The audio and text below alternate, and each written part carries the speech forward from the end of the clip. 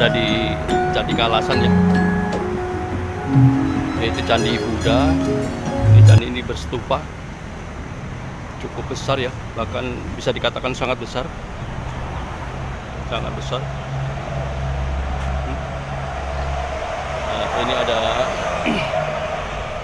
terangannya di sini. Balai Pelestari Cagar Budaya. Itu posisinya di Kali Bening Tirto Martani Kalasan, daerah Sleman. Tapi lebih dekat dengan Prambanan. Ini masuk wilayah Kecamatan Sleman. Oke, Candi Kalasan ini dibangun sekitar abad 8 deh. Ini menurut informasi yang membangun ini adalah Rakai Pananggaran Dyah Pancapana.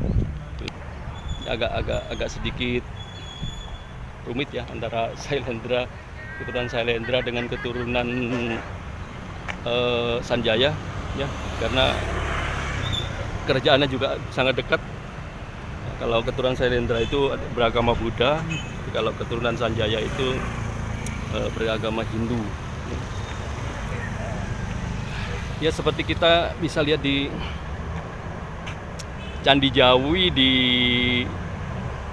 daerah Prigen, itu adalah tempat pendarmaan Raja Kertanegara. Pendarmaan Raja Kertanegara, di situ ada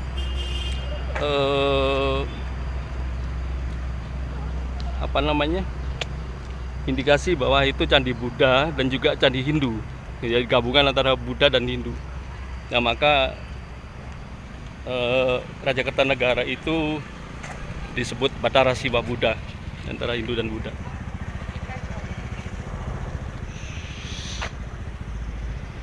Oke, saya muter.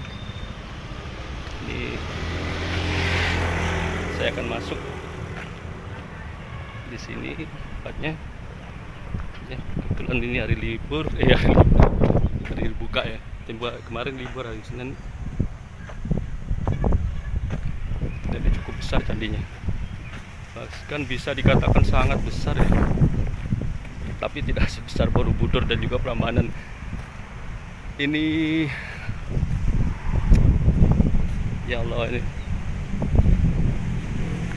saya terbayangkan bahwa nenek moyang bangsa Indonesia itu 1000 tahun yang lalu sudah punya peradaban yang sangat tinggi ya.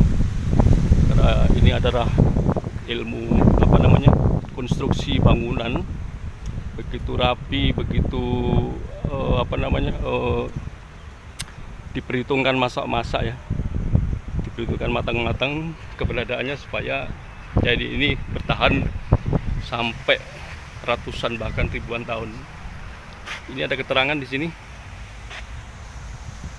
ya.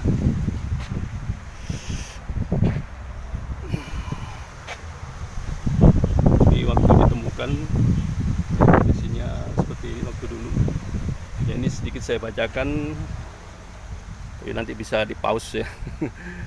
Saat itu Candi Kalasan terletak di Dusun Kali Bening, Desa Tirto Martani, Kecamatan daerah Julu. Keberadaan Candi Kalasan dapat dikaitkan dengan sebuah prasasti atau berbahasa Sanskerta ya. Prasasti berbahasa Sanskerta berhuruf Lanagari yang berangkat tahun 778 Masehi. Ya, jadi sekitar 50 tahun sebelum Candi Borobudur dibangun.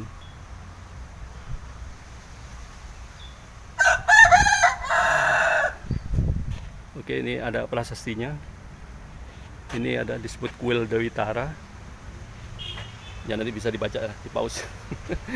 Terlalu panjang kalau saya bacakan. Ya, ada ceritanya. Saya akses candinya. Sangat besar ya. Saya kurang paham ya ini namanya apa di sini. Kita bisa searching ya. Kalau biasanya di Candi Hindu itu yang menjaga pintu gerbang ini dua kepala ya, tapi ini tidak boleh naik ke candi. Nah, ini dari informasi dari PPCP Daerah Istimewa Yogyakarta. Ini adalah reruntuhan dan ini tempatnya di pojok-pojok untuk apa namanya, pengairan air ya, pembuangan air. Kalau misalnya air hujan yang masuk ke candi ini dibuang, ini ada lubang air seperti apa namanya, pipa-pipa gitu ya. Di karena zaman dulu ini dibuat dari batu.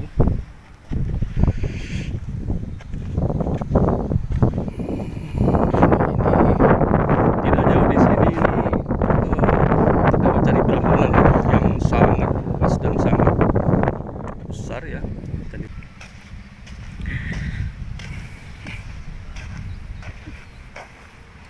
Ini adalah lingga ya, lingga. Terus di bawahnya ini yoni. Ya, ini maksudnya adalah alat reproduksi daripada manusia ya. Ini lingga, alat reproduksi laki-laki. Kalau yang ini adalah yoni, alat reproduksi wanita. Ini biasakan diidentifikasikan dengan siwa ya, dengan siwa ya. Terus kalau yang ini adalah istrinya atau saktinya, namanya Parwati.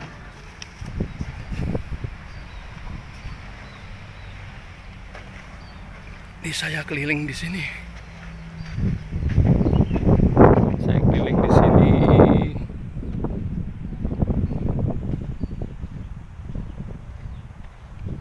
Ini candi ini bercorak Buddha.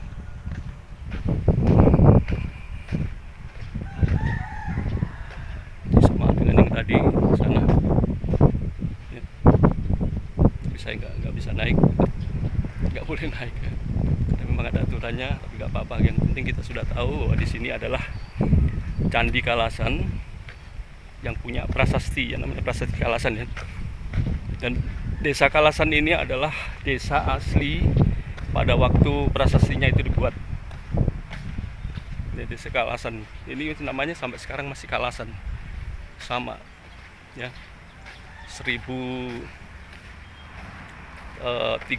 tahun yang lalu namanya masih sama, Kalasan. Ini juga sebagian sudah runtuh. Sebelah itu ada ruang-ruang, di situ ada ruang-ruang yang untuk kemungkinan Dewi Tara ada di situ ya.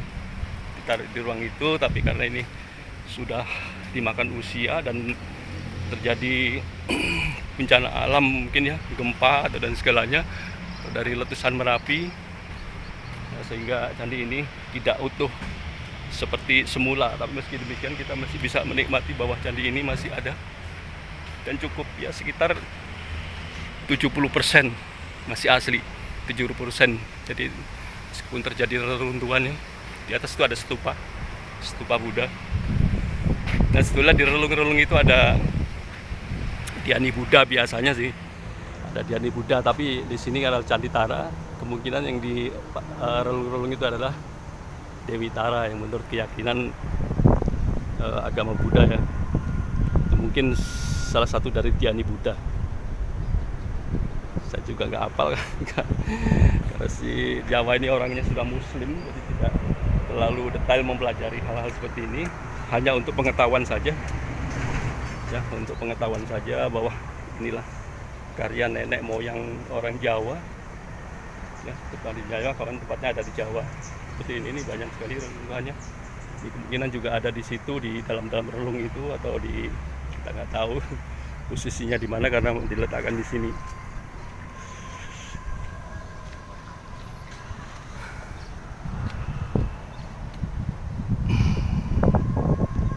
Ini tidak jauh dari Prambanan ya.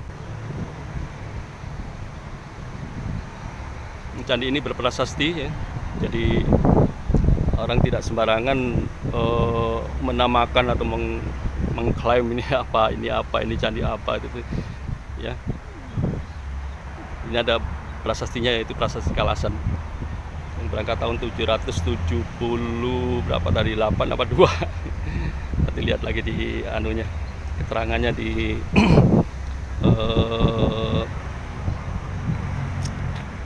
itu apa sih namanya itu, keterangan di situ punya BPCB.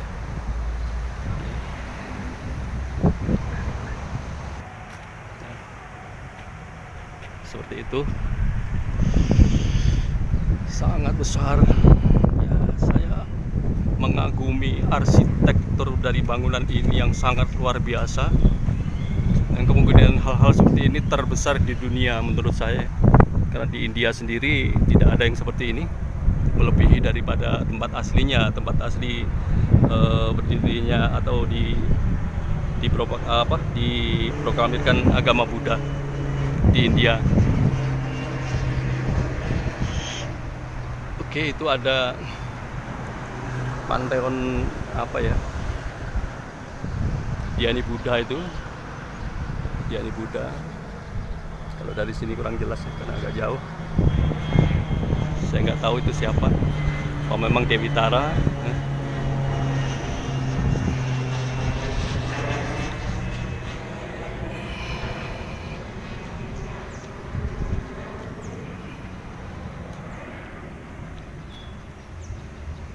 Oke, lanjut.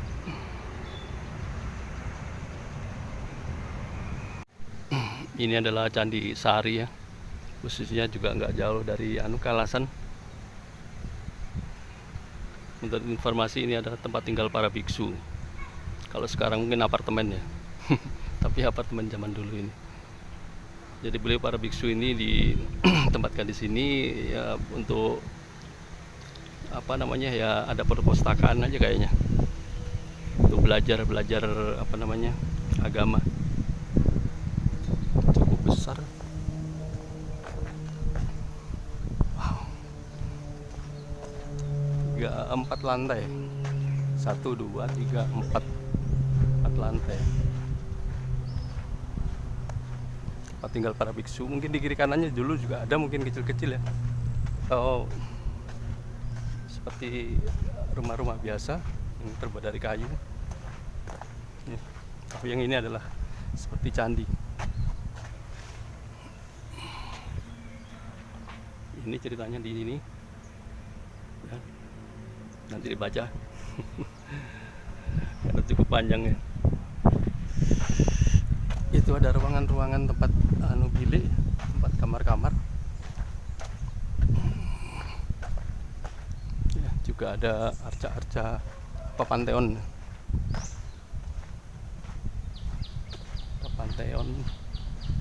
Ini saya mengelilingi di sini. Luar biasa bangunan ini. Jadi ini akhir abad 8 ya, sekitar tahun 778, sama dengan Kalasan. Jadi Candi Kalasan sendiri itu adalah permintaan daripada dinasti Sailendra ya, untuk mendirikan tempat ini Dewi Tara. Candi ini dibangun sebelum Candi Borobudur ya. Ya, ini adalah tempat tinggal para biksu yang diceritakan di dalam prasasti Kalasan. Ini ada hubungannya dengan candi yang ada di Kalasan itu. Nah, ini ruang-ruangan seperti kamar ya.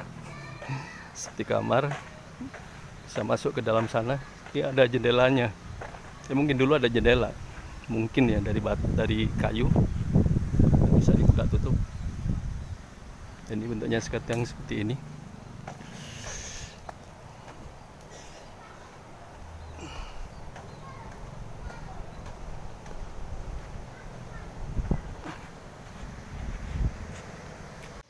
Cukup besar ya. Posisinya nggak jauh dari Prambanan juga di daerah sini, tapi ini Candi Buddha yang dibangun sekitar tahun 778, yang berhubungan dengan Candi Kalasan. Ada prasasti di sana bahwa ini adalah tempat kediaman para biksu Buddha, tempat mereka belajar dan tempat tinggal, seperti apartemen zaman sekarang ya. Tapi ini zaman dulu, 1300 tahun yang lalu.